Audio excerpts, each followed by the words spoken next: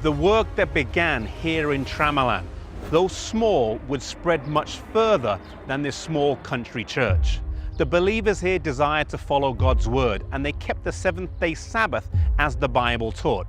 Their paths would eventually cross with Jakob Erzberger, who was a young man studying for the ministry. Often overlooked, his work was nonetheless vital in the early establishing of the church here on this continent.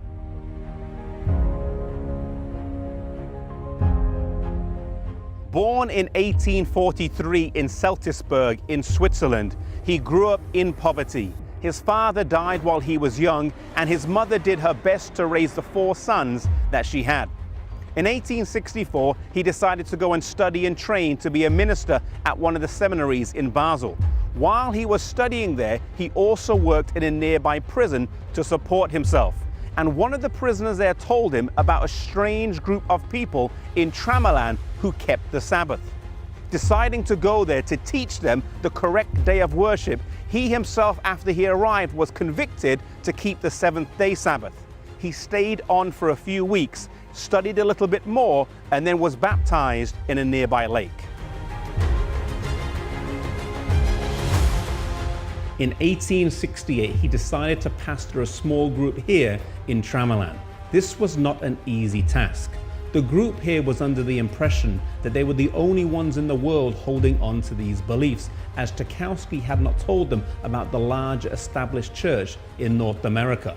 When they realized that they were part of a bigger church, they sent Erzberger over to Battle Creek to establish contact. Despite speaking no English, he bravely journeyed over and was received warmly into the home of James and Ellen White.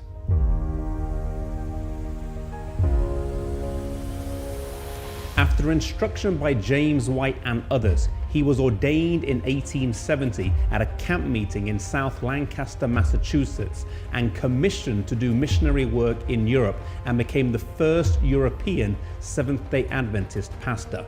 When J.N. Andrews arrived in Europe in 1874 as the first official missionary that the church sent out, he already had a dependable co-worker and guide in place.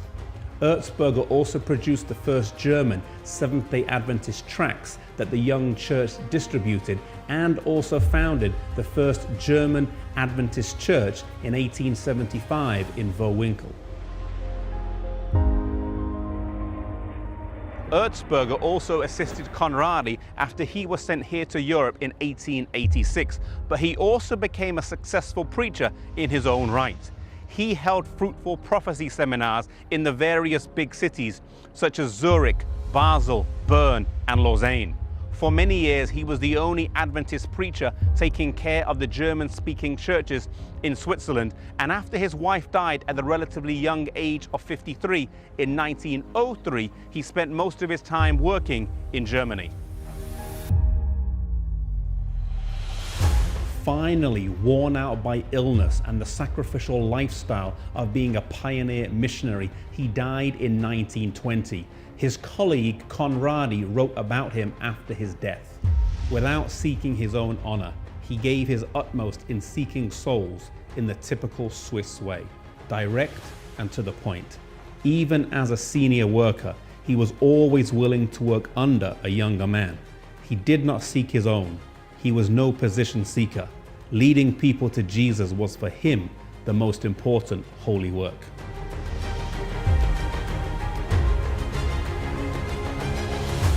Often forgotten, the work of Europe's first ordained missionary was vital to the new church in its early days. Here was a man who was already committed to ministry, but when he unexpectedly came in contact with new truths, he honestly followed God's word and committed himself to a new and often difficult mission. Today, God is looking for honest people, people who will see what God's word says and will adjust and change their lives accordingly. May we have such an attitude and spirit in our lives.